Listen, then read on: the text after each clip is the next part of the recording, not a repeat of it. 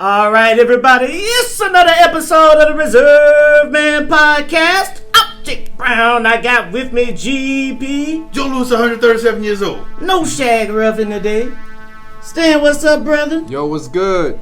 And we have with us AO, the comedian. Scoop! This your boy AO. What's up?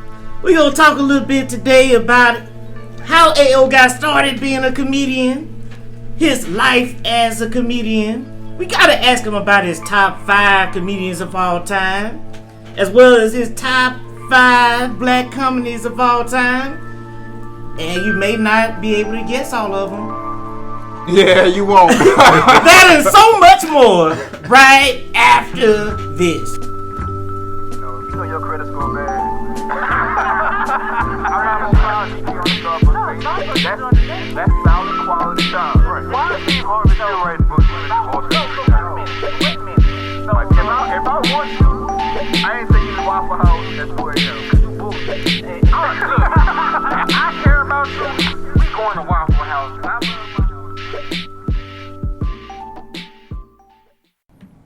All right, everybody, man, we got a great podcast for you today. Now, we're going to start by introducing our guest, getting a little bit of his background. I want to welcome Ayo. What's up, brother? What's good? What's good? How y'all doing? Good, Why don't you brother. tell the people a little bit about yourself, man? This is comedian AO. I'm from Baton Rouge, Louisiana. Big raggedy. Yeah. Big raggedy. I'm so Jigga City. So, a little bit about myself. I'm a proud graduate of the Scotlandville Magna High. I didn't go to college. Well, community college I did, but I didn't finish that. So I'm incomplete on that. But you got a talent, though. Yeah, I got talent, man. I got talent. So, man, I'm just blessed and honored to be here with you guys, man. Appreciate y'all. Shit, thank you for coming, brother. We had a whole podcast talking about the scam in modern day as far as college and, how they riddle you with all this debt, man. You salary with all this debt and your degrees, whatever original, if it ain't engineering, then or nursing, then you pretty much ain't making no money. Ain't no money like it. probably can't find a job. It's like a pyramid scheme. Like It is. College big business. Man, it's big business. And I just want to pay back the little money that I done borrowed and go on about my business. I just never heard of the fact there's something crazy like if you want to go get you a self-help book or a John Maxwell book or something like that, you can go get that for like $20, $25. Now all of a sudden you got to get a physics book and it's $300. Hey, I don't understand the difference. It's all you must have some special paper all or part something. of the game, man. It's all part of the game. It's the hustle, man. We need to get to writing some books. Definitely. Some academic books. We got knowledge. Tell you. Podcasting 101. All right, man. We just gotta ask, man. Like, what made you get into becoming a comedian?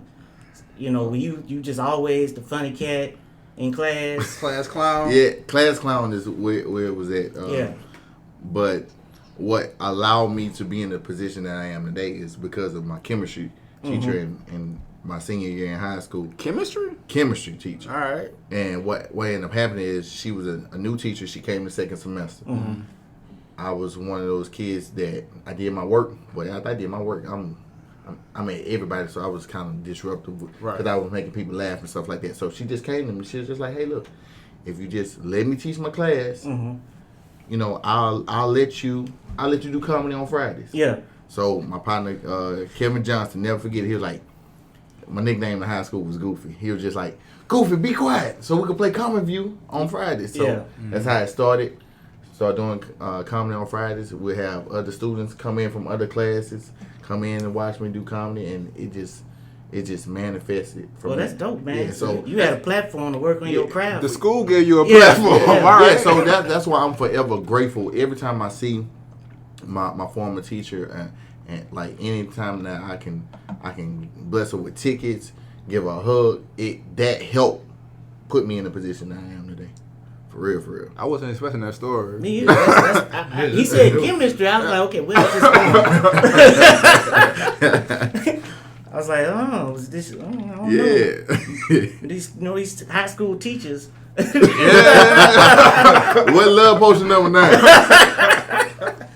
Okay, So, like, what was some of the things that inspired you? Like, were there any comedians that you know were like? At that time, Yeah. it was just watching Comic View so much. Like Comic View was big, man. It played a vital part of my life, and even though I didn't know that this is what I wanted to do overall, I used to watch Comic View every night, 9 o'clock, BET, faithfully. That's when BET was good, man. Great. Well, BET Great, was good man. back Midnight Love and Uncut. Uncut. Where you at? Where you at? I miss you. Why? Tip Drill, baby. Oh yeah. Coming to my world. Yes. I remember good old days, man. Yeah. A lot of starch Yeah. towels back in the day. So how young were you watching Comic View back in the day? Because you seem like you about our age. Yeah, I'm 32, so I've been watching Comic Yeah. View for years. Like Before you were supposed to be watching Comic View? yeah, before I was supposed to be watching Comic Yeah, View. with Bruce in there. Bruce, like when they had like one Ricky Smiley and all yeah, that. yeah, Grand. When they used to do something called Grandstand. And yeah. I remember Comic View to the point where I remember seeing Bruce with the finger waves with the red suit. Yeah. That's how Yeah. long Miss Whatcom was cooking in the kitchen. Uh-huh. Yeah, And Ronaldo Ray on the side. yeah, Ronaldo Ray. Yeah. Yeah.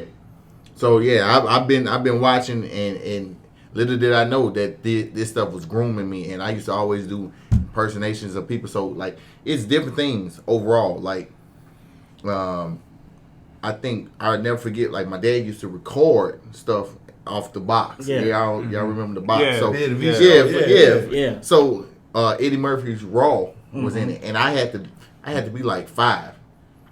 Grabbed it, big Eddie Murphy fan at the time, and I just used to watch it.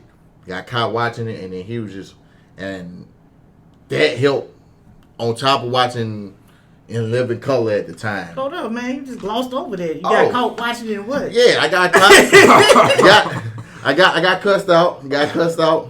Wasn't supposed to be watching, but then like later on, I was able to like kind of like he was just like, oh, okay, go ahead. Okay. Because I kept coming back to it. Right. Yeah. So it's kind of equivalent to somebody like hearing the old Red Fox albums and Yeah. stuff. But at that time, Eddie Murphy was like hearing the stuff and I never understood a lot of the stuff that he was saying, but his Yeah. impersonations were on point. Now, being getting older, rewatching it, it was like, okay, I get this joke now because I've lived some of this stuff as an adult. Right. You know what I mean? So it's one of those things, yeah. So. Gotcha. I had one of those moments. I think I don't remember how old I was, but I was listening to that Tony song, "Lay Your Head on My Pillow," and I was listening to actual lyrics. You know, I've been singing this hard since like elementary school, and I was listening to what he was actually saying, and I'm like, oh, that's what he's talking about. Yeah. Let me go down You and just find my singing. treasure. Yeah, you just singing. Yeah. You just singing just to sing. Yeah. You got a whole message behind it. Man. So, like, how was it for you once you made that decision? Okay, this is what I want to do. Well, I mean, because you went to community college. Like, at what point did you decide, no, I want to make a career out of comedy? It was in community college. Yeah. Like, I had a classmate of mine from Scotlandville, and it's crazy how things kind of come full circle. So, the school was looking for someone to host Springfest. They asked, for whatever reason, Coach Brown was asking around, and a friend of mine named Andrew Clark, and that's how I got the name AO, because he went to high school with me, called me goofy up until that point, and in college, at that point when Coach Brown asked, he was like, AO will do it. Yeah. He just abbreviated him, AO will do it. Coach Brown came to me, you'll do it. I was just like, well, okay, cool. Did it. I did Springfest, and then from that point, I started doing open mics. Cool. Started doing open mics. I you know, internet was kind of different at that time. You wasn't really Googling stuff. Nah. Like, it was hard to find open mics because you're not, Baton Rouge isn't one of those Yeah. type of cities. So you was at the catering? I was at Dante's downtown, which is, Dante's is actually Raising Cane's now. Oh, Wow. okay. So that was after it was Perry Beach. Yeah. So, Okay. so it was like doing that. So this was 05. That's way back. Yeah, way back. Yeah, so it was Dante's. Yeah. And used to go in there, like, I literally, I'm saying, I don't know if I'm moving too fast, but I love comedy so much. I was working at Convergence, right? Mm-hmm. On my lunch break, I left, went to go do comedy, and came back. And I told him, look, I had to be like the first or second person, and boom, like I did my set, boom, came back. How long to was work. the set? Oh, at that time they were only giving you like 5 minutes. Okay. 5 minutes. Yeah. So, and I was a new guy to it, so I was just trying to build my name. So Okay. I want to know what those calls after the set was like, man. Somebody call you with some craziness, Man, and say- you in that comedy mood. thank you for calling. That's what I want. That's what I want. I'm gonna hear some of them calls, man. Hey, I'm sure they got the recording. I'm trying to see. Yeah, so I Some people worth a mean, lot of money. did you run into any other kind of difficulties getting going other than just finding platforms to put yourself out there? It was the most difficult part is believing that you're better than you are, Yeah.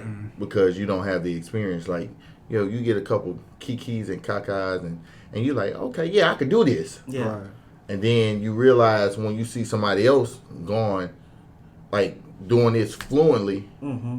and you like, shit, I got more work to do. Yeah. Right. And it's one of those things that I've been faced with those realities a lot during my career. Every time I thought I was ready, I really wasn't. Like, I'm at a stage in my life now that I am, but during those times, every time I thought I was ready, I wasn't. Yeah, it's a craft. Yeah, it's definitely a craft, and I didn't realize those things. I was blessed and fortunate to have a mentor, Howard Hall, Okay. who took me under his wing, and I just sought him out after seeing him do it set at Dante's. Yeah. And I just asked questions.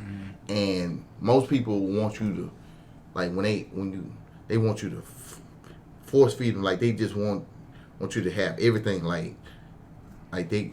It's one of those things where Howard Hall, he just gave me the information and told me, I'm giving you this, you go work on it.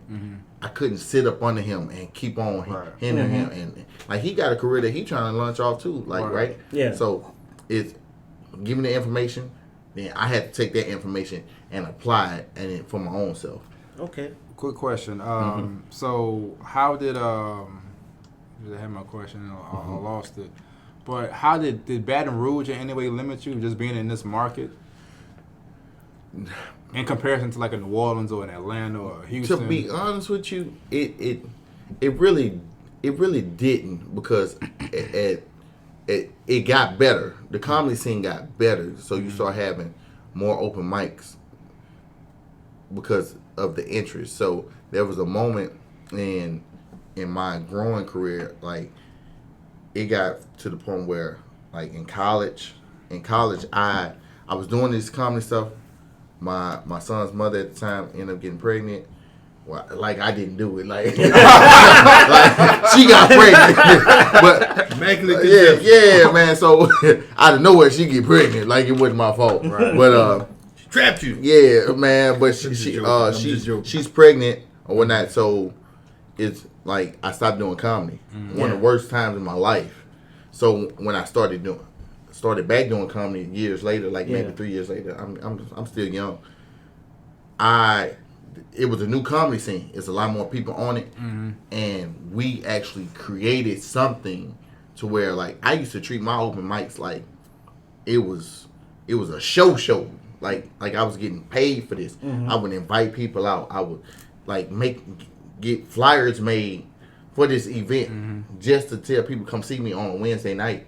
I used to pack the house, Right. and I would only do 7 minutes. Yeah. Damn. 7 minutes, but that's the work that I put in. You know what I'm saying? So we made that scene during that time frame, and it was awesome. Yeah. One of the best times of my life. Gotcha. Yeah, I was just wondering, man, because I was like, man, I know people talk about BR in a bad way sometimes. Like, it limits us sometimes. The opportunities aren't always there. So it was interesting hearing how that You have to affected- create it. Like, That's true. And sometimes you don't want to hear that, but it's the reality is, like, what I know I can't up and just go to LA. Right. You know what I'm saying? One thing I did realize about how Baton Rouge developed me was compared to going to LA, because I've been a few times to do open mics. Them guys not getting no work out there. Yeah. You know what I'm saying? They not getting no work. Like, they beg to get on stage, this and that. They giving them guys 3 minutes. 3 minutes to get on stage, especially if they don't know you. Right. How much has the internet helped you? Because I'm pretty sure the internet and social media is kind of. Well, I was about helped to you a ask lot. you how they impacted things, but we're going to take a quick break. Okay. We're going to be we're back gonna come back. with more Come back. right after this. You know your credit score bad. I'm not gonna proud you on the stuff, but that's solid quality time. Why is Steve Harvey still writing books when it's all like if I want you, I ain't taking you to Waffle House at 2 a.m. Cause you bullshit. If I care about you, we going to Waffle House.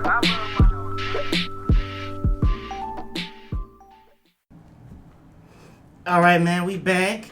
So you talked about how you had a mentor, like working with him. Did that help you as far as like developing your own material, your skits, like organization, or you just kind of get up here and freestyle it? Or No, he taught me how to develop jokes. Like, first and foremost, like I kind of had an idea of it.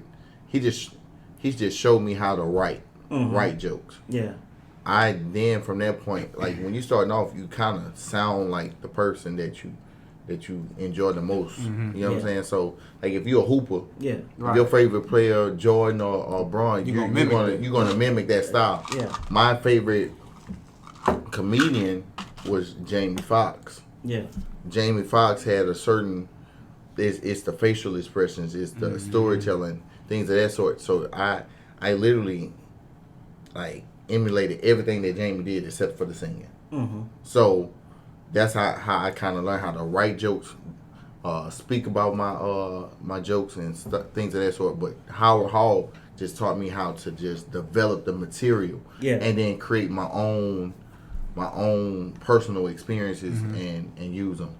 yeah. So it's kind of like writing a sermon. Yeah, Yeah. So how do you like choose your subject matter? Just wherever you get inspiration. Random. It can be like anything. Like I can be driving down the street and see something, and I'm like, oh, that's good. Like for the most part, when I first started, a lot of my jokes would come to me when I was asleep. I used to have to wake up and jot them down. Yeah. Because my son's mother at the time, like I would wake up laughing. Yeah. Because I'm one of those type. Like if it's funny, like I laugh at myself. Yeah. And I just wake up and jot it down in my journal, and be like, okay, I'm gonna work on that whenever I get up. See, I like that because one thing one comedian I don't like Kevin Hart. I mean, I like Kevin Hart, but then I don't like Kevin Hart because I feel like he's limited in what he talks about. I'm gonna tell you, there's okay. So the thing with Kev, right, is I think because you see him so much as well, it's kind of like you feel like Hollywood is force feeding you with Kevin. So and now, granted, this was the same type of things that they did with Eddie back in the '80s too, but we took Eddie in from a different standpoint because his range was so. Yeah. He talked about so much stuff. Eddie was different. His range Kevin was Hart, the same dude Like, and everything. Like, he talked about family stuff like the whole time. It seemed like. and that's the thing. Like it's one of those things. Like you like, man, shit. Like I done heard this before. Right. Damn. Like give me something a little more edgy and then the tone of his voice. Now my favorite seriously funny is probably his best one. I agree with now that. I like I'm a grown little man because it kind of and seriously funny, but after those it kind of starts sounding the same. I Or would whatever say, the case may be. It's like he because he did become Hollywood and he did become like his stories changed, but it's a lot of family based stuff. Right. And he's put out a lot more specials too. Yeah. He's put out a lot more special, but like Eddie said, like because I think Kevin ended up getting like the highest grossing comedy movie ever, but Eddie was like, shit, how long it took? Right. Like, how long it took for that? Like so I'm Eddie, like I'm still the king of that. Right. You know what I mean? Not only Yeah, that, but he ain't top of Eddie. I'm sorry, like Eddie made it 48 hours. He was what, 18? Eddie, man, 48 man, and know? that's still one of those movies. Yeah. One of those movies that my daddy recorded. We used to watch them. Right. And so, Like, man, Eddie's range is just like that. Like that's why he'll forever be in my top 3. Right. because Eddie had a major part of how I do comedy as a whole. Yeah. Like when I'm talking about from skits to stand-up comedy to anything related to just being funny. Right. So, is everything fair game? Talk to me. What you talking about? I mean, as far as like, As far as subjects, Yeah. the only thing I think I don't talk about is politics, and I tend to stay away from religion because I know we all have different views on that, Right. and not so much that you may not like me after the fact, but it's just I ain't got no time to be explaining nothing to nobody about my views. You know what I'm saying? So it's just. That's one of the things I stay away from. Now we in a climate now where you can't say nothing about the LGBT community. Right. Now, granted, it's all about how you preface it or whatever. Cause I think with comedy, nothing is supposed to be off limits. correct. Nothing. Like I'm a comedian. I'm supposed to be able to say something about the things that I see. Right. Now, granted, you know, the LGBT community is so strong. Yeah. It's very, very strong. It's like, I'm not bashing you being gay. I'm just making an observation. Right. Well, I have nothing against gay people. Right. You know what I'm saying? And that's kind of how I have to go on certain jokes. I'm like, look, like, man, like, you have to say stuff like, when gay people make some noise, okay. Like, you gotta kind of reel them in on your side first, and then you say your joke. Yeah. But it can't be nothing. Like I can't see how I can hate somebody. Like Right. like I can't hate a person or whatever the case may. I may not like some shit that you do, Right. whatever the case may be. But you know, I think the gay stuff right now is that stuff kind of has dimmed down. You see it from the Kevin Hart, like some shit he tweeted a long time ago. 10, 12 And years it ago. came back to kind of bite him, but I still feel like he shouldn't have had to apologize about that because I don't think Because it he was up. apologized for it in the past. Yeah. Why But you got to re-apologize? But I don't think it wasn't nothing vicious. yeah. The tweet, Yeah. like it wasn't nothing vicious. Like he wasn't saying, do something to gay people. Right. Yeah, like you and know. that's the difference. So as far as things being off limits, I just kind of stay away from religion and politics. Every now and again, I have like maybe a church joke or something like that, something pertaining to church or whatever the case. I grew up in church. Right. You know, I may not agree with a lot of the stuff, but I grew up in church, so those things have influenced some of my mindset. So Right. I may have jokes about it, Yeah. whatever the case may be, because I've done Christian shows and things of that sort. Have you had people like come up at you after because they were offended by your When jokes? people and just stuff? walk out. Well, I've done I have a great disability joke, but it's very, very visual. I have a disability joke. It's about a friend of mine who was in a car accident, who was ended up being paralyzed from the waist down, and he wanted to be a stripper. and his name is Hot Wheels. That's his stage name. So that, like, I've had people in wheelchairs come up to me after shows like, "Hey, that's funny. My name is Hot Wheels now." Right. You know what I'm saying? I've had gay people come up to me after shows and was like, "Hey, look, I'm that transformer you talking about." Right. You know what I mean? Like, it's those things. And at the end of the day, it's about how you communicate it to them that makes the difference. Yeah, I've always felt like I don't have an issue with anybody that gets everybody. Mm-hmm. Like Family Guy. Like Family Guy. Family Guy and South If- Park. like, to me. Yeah. They get everybody. I don't care if you make jokes about race or anything like that, as long as you making jokes about everybody. Everybody, and that's right. the difference. Like, I think Family Guy does it the best. Yeah. Oh, yeah. Family Guy does it the best because they don't care who. Yeah. They don't care, like, because everybody gonna get it. Yeah. I mean, from disabilities to homosexuality, Jesus. Religion. Jesus, Islam, Yeah. anybody can get it, Right. and to me, that's beautiful. That's the comedy, and it's Even so bad Belichick now. got some on Family Guy. Huh? I say even Belichick got some on Family Guy. But this the crazy part. Even lately, Family Guy seems like they've been having to tone it down. Yeah. You know what I'm saying? Yeah. And that's tough to watch Family Guy like that. Yeah, I want to say I think they had an episode about like abortion or something that they didn't hear. I mean, it's that PC culture, man. Yeah, it's man. Wait, Family Guy not airing something? Yeah, Man, but what you call it? South Park was doing. They have a PC principle. yeah, Like and anything like it was like man, it was like it's one of man. I think it was one of the best things that could have happened because they do stuff that's happening right then and there. yeah. Right. So it was good, man. PC principle, man. It was funny because like let's be real. Everybody like we've learned, especially being people of color. Everything just not gonna be equal. Like Right. Yeah, and yeah. that's just a playing field that it be, and it's not to disrespect nobody, but that's just the way that the standards have been set. So, man, look, get it how you live. Yeah, yeah. Get it how you live, man. That's real. All right, y'all. We're gonna take a quick break, and we're gonna be back with more right after this.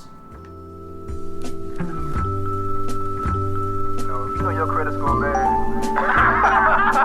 I'm not gonna clown you on the Starbucks. That's solid quality time. Right. Why is Steve Harvey still writing books when it's supposed to be? Like, if I want you, I ain't saying you Waffle House at 4 a.m. Cause you bullshit. Hey, look, if I care about you, we going to Waffle House.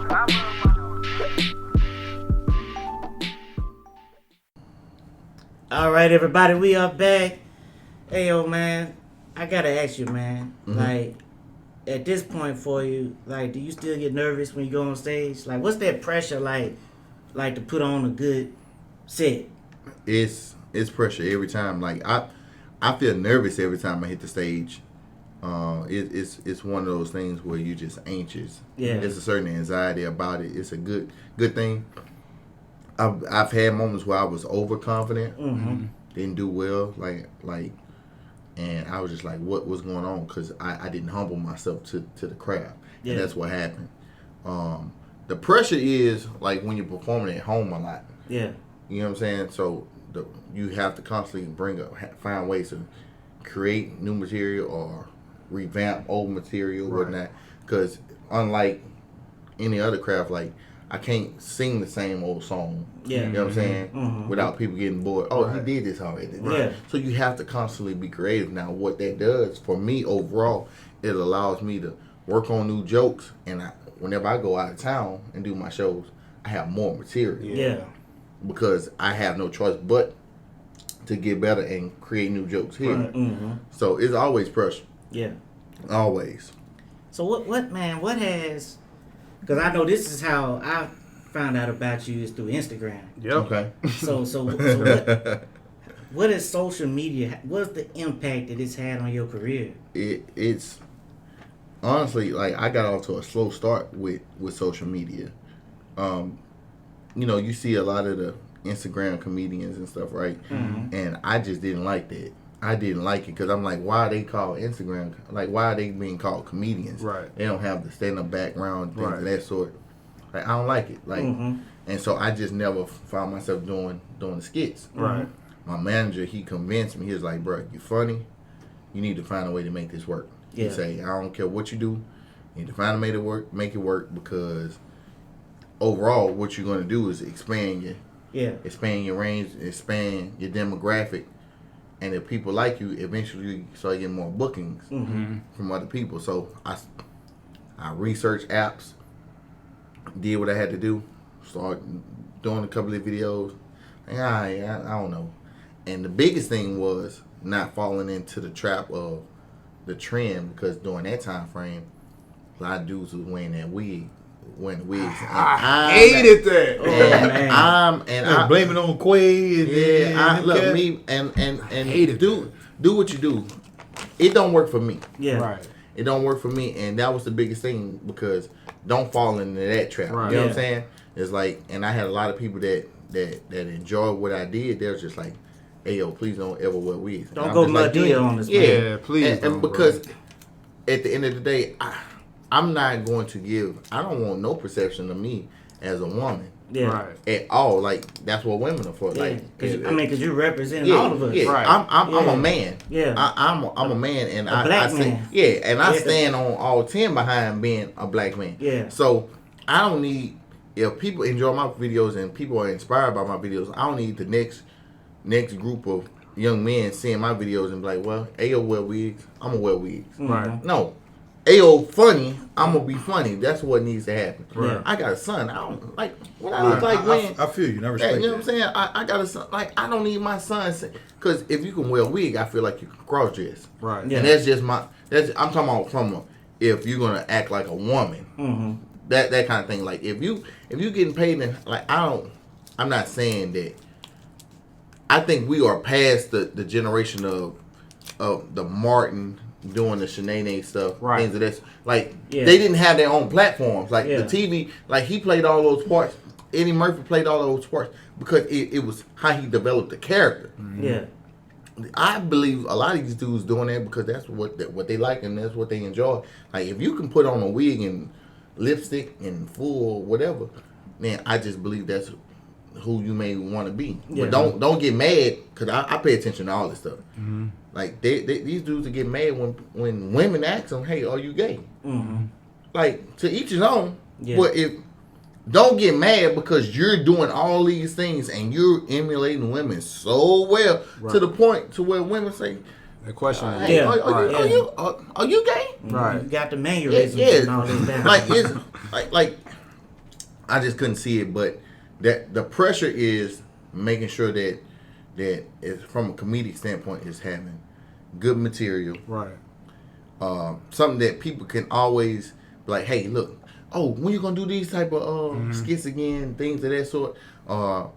It's just a pressure. Like what I try to do for the most part is I try to when people wake up around that at least getting themselves together around that 6:30, 7 o'clock time, Central Time, like I at least try to have a skit because I feel like it's important for me to go ahead and do that because the first thing people normally do when they wake up is grab their phone. Yep. So I would rather you grab your phone and I'll be the first thing showing, Yeah. and at least it makes you laugh to start the Start your day positivity off. in your day. Right. You know what I'm saying? Yeah, At that's least real. you have that. So now I've jump started your day on a positive mindset, the way you're laughing. It's not like even if you was like, man, I don't feel like getting up. You look at your phone, now you're laughing. Now it's Yeah. easier to get up. Yeah. So that's how I attack my comedy. Man, it's scientific, man. Laughter literally makes you feel better. It does. Real It talk, does. man. You can put the reserve band on the skit, bro. Which one?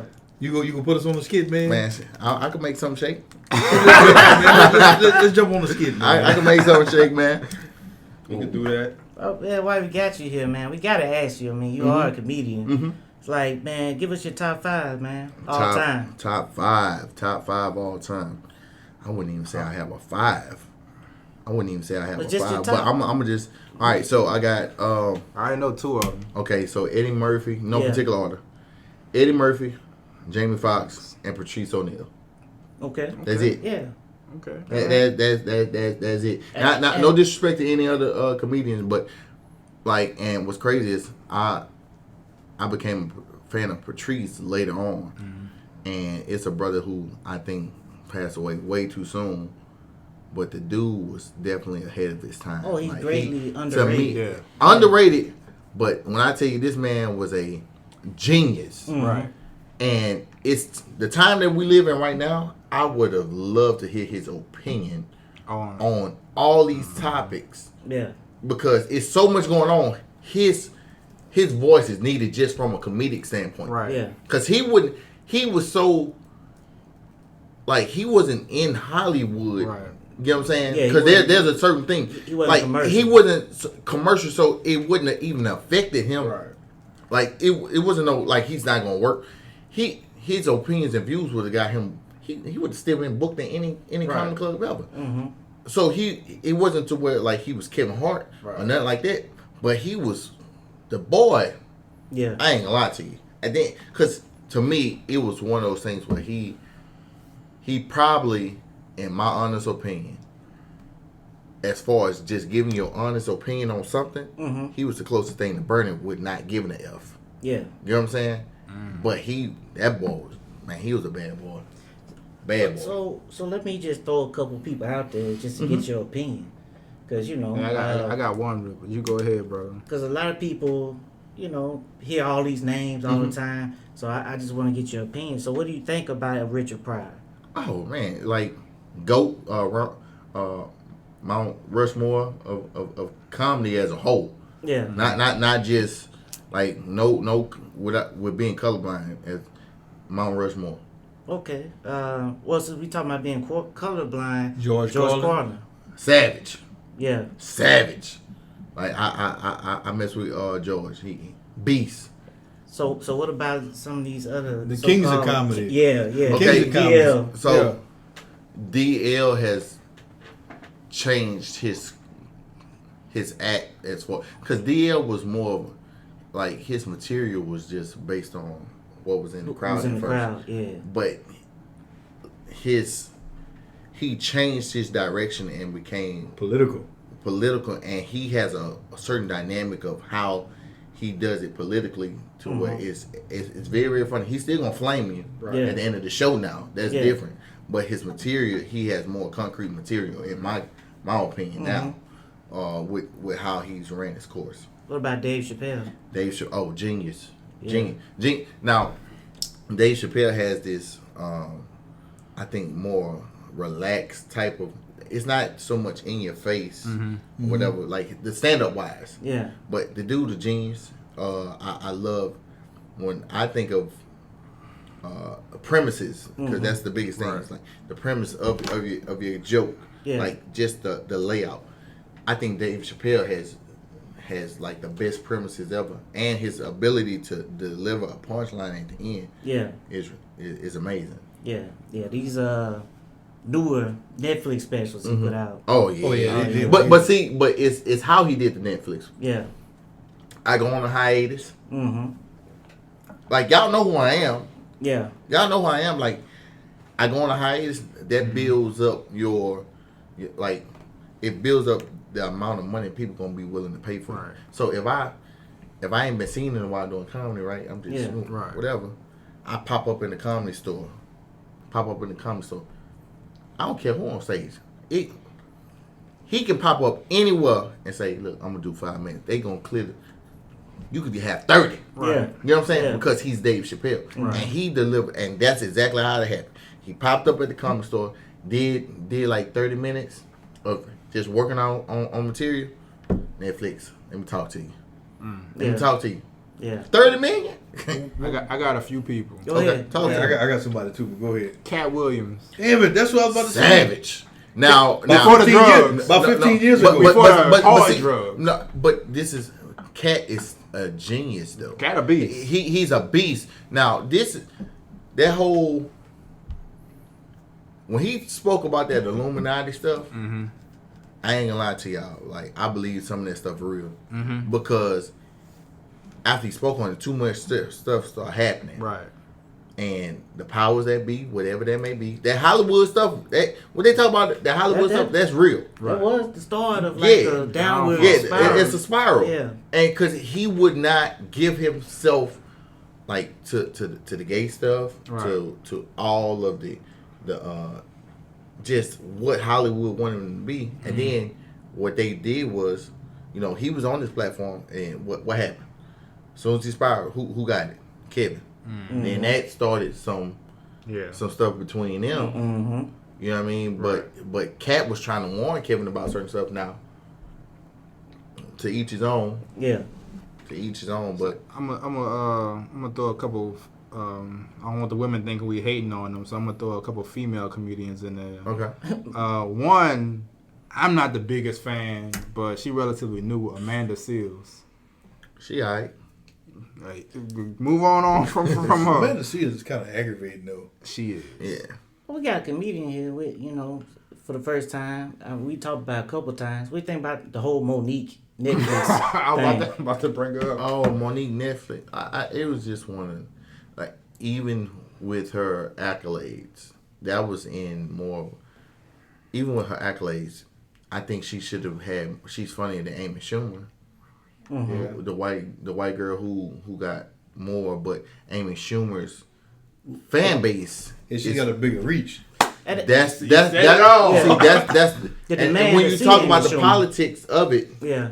that all it at the end of the day it's about the numbers. Yeah. You know what I'm saying? I can't demand something if I can't show that these are the numbers behind it. Right. So Amy Schumer, like, regardless if you think she's funny or not, she has a big enough fan base to where if she say, "Hey, look, go watch my She my has a Netflix," huge following. they gonna go stream it. Right. You know what I'm saying? They gonna go stream it. Right. Monique probably wouldn't have done that. Now, what she could have done, and just in my personal opinion, Monique could have taken the offer that she had and went and shopped it around to Hulu, Right. to other streams forms of To get the media best streams deal. or whatnot, and played it like that till she got what she wanted.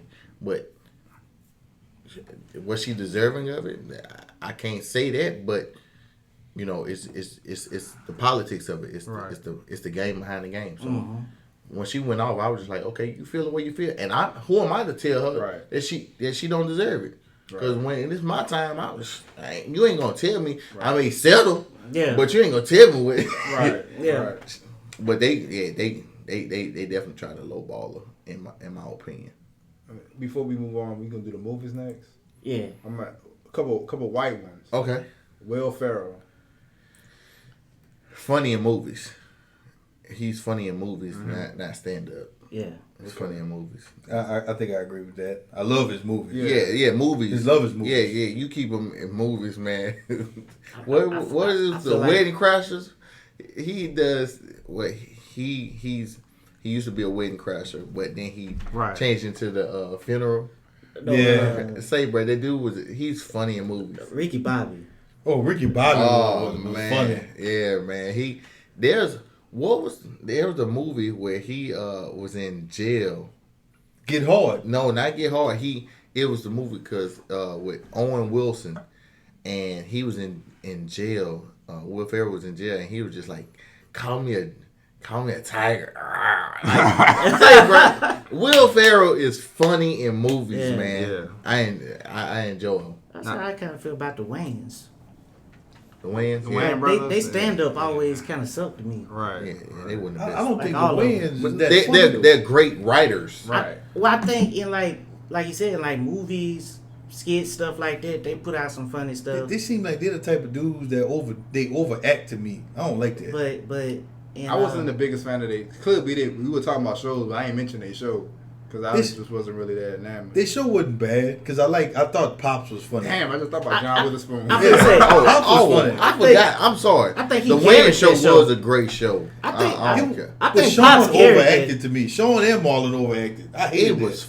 It His was shit funny was to funny. me, bro. it was still funny. But I was think still funny. I think John Witherspoon was was the funniest person the on the magic show. ingredient. I watched it before Phantom Menace. Your love goes bang bang bang.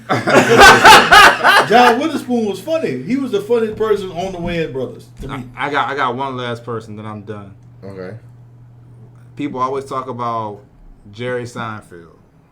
I was never like a fan, but people talk about him like he was just the truth. What you think?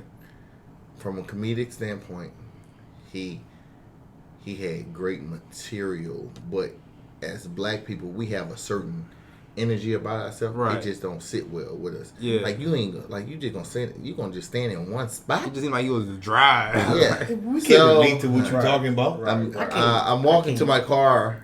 Like we don't want to hear. Where's the energy or whatnot? Not Even with somebody- He's the richest. He's the richest comedian. Yeah, he He's the richest. he paid. Now that brought me to a question though. Dealing with, have you gotten to the point where you've crossed over into dealing with just majority white audiences too? And what's the difference between the two? Okay, so this is the thing. So when I go do, like, you gotta know your demographics and your audience, Yeah. right?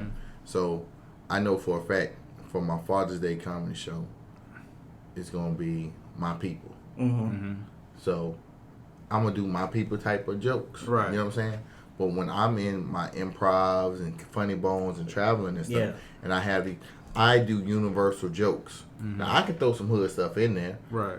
but it's all about how you present it to allow people in that don't understand. Right. You know what I'm saying? So that's the biggest thing. I'm from Baton Rouge, so when I do my father, I'm gonna do a lot of Baton Rouge stuff because I know that's what my people want to hear. Right. I can't do Baton Rouge stuff in Dallas. I can't do Baton Rouge stuff in New York. Yeah. You're not gonna get that. I do stuff that's universal and that can go travel anywhere. That's the most So- important thing. I can't end on Jerry Seinfeld. Yeah, please So- don't. Please. So we gonna go white. I'm gonna throw in a couple more people, and then we gonna move on. Okay. Bill Meyer. Yeah. I like Colbert better than Maya. Colbert, yeah. Yeah, but better when than I Maya. think about white comedians, man, Robin Williams. Beast, cause his animation, Yeah. he was animated. So, and that's the thing about sense of humors are very sensitive. Yeah. So anything can turn you off or on about a person's comedy, and so when Bill like, oh yeah, he okay, he okay. I'm not saying that he's not funny, but he's okay. Yeah. I don't know, like to me, even when we talking about the night show stuff, see your boy Trevor Noah. Oh, that dude funny. Trevor Noah, man, that boy, he's funny. He's hilarious to me. But old boy before him. Colbert. No, not Colbert. No. The big dude. The one that did the show before him, the Tonight Show, on that Colbert. David Letterman? No, Colbert. No. It was another guy that gave Trevor Noah the show. Colbert. It wasn't Because Colbert. Colbert is on a bigger network now. Stan. What? Who was the guy that had that show before Trevor Noah? Colbert. Yeah. It wasn't Colbert. No, man. it was with the Colbert's glasses. still on the Late Show. He got that now, but Colbert had Comedy Central. Yeah, I thought he was before Noah. Yeah, he No. was before Noah. I mean, you better look He at was that. on Comedy Central, but he had a different show. It was that dude's name was John something. Hold on, let me look this up. Yeah, man, I No, know Trevor I- Noah did take Colbert's spot on Right. Comedy Central. Yeah, It might be and a then different he show. Colbert moved over to the bigger network, with the mainstream network. I'm finna find this dude's name. And going to find him, I know what I'm talking about. Oh, John Stewart. John Stewart. John. Wasn't no Colbert, it was John Stewart. No, John Stewart. No. Yeah. On the But Daily Show, they said he replaced John Stewart. John Stewart had the Daily Show, and then he personally picked Trevor Noah. So what Colbert was? Colbert must have been before Jon Stewart. He had the hour No, after. I don't think he was before. He John had- Stewart had been there for a minute, I think. Colbert came up under Jon Stewart and had a separate show from Jon Stewart. Colbert Report. Yeah, the Colbert Yeah. Report. And then he Okay. left to go That's do what- a Tonight that's- Show. that's John what it is. Stewart. John Stewart. Yeah. Yeah. Well, I could have sworn that it was okay. I would. I mean, Because they both. It's the same setup Yeah. of politics. No, it was the same setup, but Jon Stewart was there first.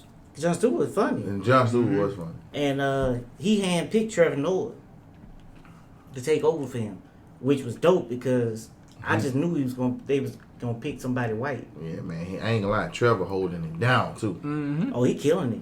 Trevor You know, holding it down. I at first, I had to get used to the accent and all of that. But that dude, he's a But- great stand-up but, comedian yeah. too. Yeah. Yeah, He's a he's great talented stand-up. dude. He's Even, talented. even his book is good. I read his book. So, we gotta ask you. Mhm. Top 5, or if there aren't 5, there aren't 5, but comedy movies. Coming to America. Why did you let the man say what Okay. he gotta say, man? No particular order. No particular order. we know three of them. No. Yeah. No particular. So you got Harlem Nights. Life. Mm-hmm. Hot Tub Time Machine. Okay. Friday.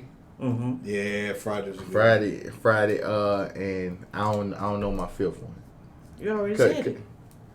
What that? Talking about Earlier after Yeah, you said Harlem Nights earlier. He said, no, he said Harlem He Nights, mentioned Life, Harlem Nights. Hot Tub Thomas. Hot Tub Time Machine. And Come to America.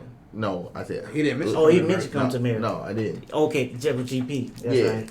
So I got Harlem Nights, Life, Hot Tub Time Machine, Friday, Okay. and I don't know what my fifth one would be, but Why not it, coming to America? It's it was cool. Like I just think I'm not gonna say there's movies funnier, but I know they've had funnier movies. Do you think that Eddie had a movie that was funnier? Yeah, Harlem Nights. Harlem Nights, see Harlem. I'm talking about aside from Harlem Nights because he already named that. Life. You named that one too. I'm Okay. talking about outside of the ones I named, funny. Eddie? Oh, the first Nutty Professor. Oh Yeah. yeah, that Yeah. was. That's probably my fifth one. Yeah, That first Nutty Professor. the original. Yeah. Yeah, that first Nutty Professor with Eddie, man. That was old buddy love. Spandex. Yeah. All spandex. Oh man, that scene with Dave Chappelle where he roasted him the first time. Man. Yeah. Good movie. I didn't even think about Man, that was amazing. That was a good movie. That was a good movie, man. And I guess the biggest thing, like when you watching a movie like that, it's just about you gotta learn how to love the person that you are because there's an inner person inside of all of us. Right. Yeah. So it's basically, Buddy Love was your almost your doppelganger in some sense. It was like your inner self just on the outside. It's just if you had another person in you and y'all just split, like how would that person act?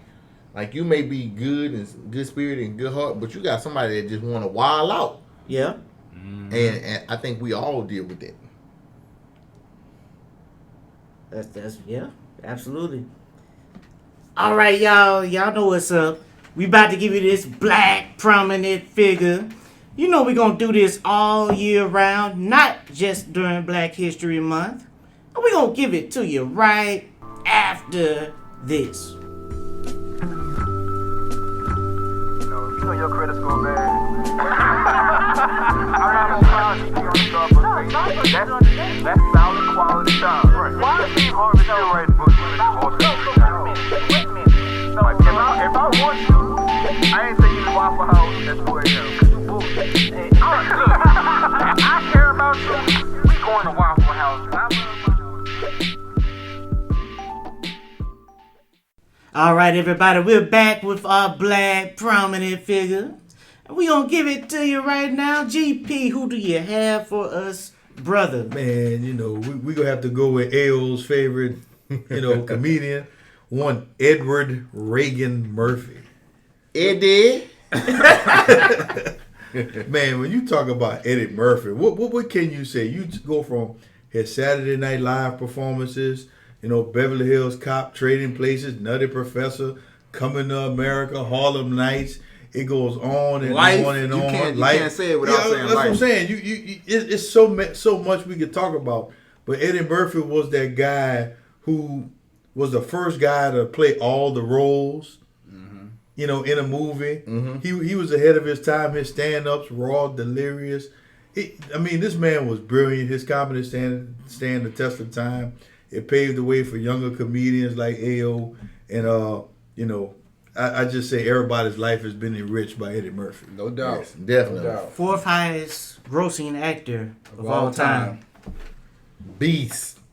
It couldn't be that sponsor for the next biscuits and bread. Eddie. Hey, yo, man. You must be out of your damn mind. So, tell us what's coming up, like for you, what you want the people to know. How do they find you? Okay. Well, if you want to find me, the only platform that I really use is my Instagram. So, find me on Instagram, AOIS Comedy. AO is Comedy 3. Find me on there. I'm always dropping skits and information about the next thing that I'm doing. I do have my television debut on Comedy Central. Uh-oh. Yes. June 21st. Comedy Central. 10 o'clock. That's huge. Yes. Major. So this is major. It's Heart of the City with Kevin Hart. And it's for the New Orleans region. And I'm blessed and fortunate to be a part of this and put on for the region. And for my Congrats to city. that. Congrats on that, bro. I'm gonna watch that Thank you. So I'm grateful. We're gonna be advertising it on our page too. All right, everybody. Look, if you have listened to the end of the episode, you did not subscribe to our podcast. Come on, man. Yeah. Go ahead and subscribe. Yeah, hit that subscribe button. And share this episode with a friend. And follow us on IG too, at The Reserved Man. All right. That's it, everybody. We are out. You know your credit score bad. I'm not gonna lie to you on the Starbucks page. That's solid quality time. Why is Steve Harvey still writing books when it's all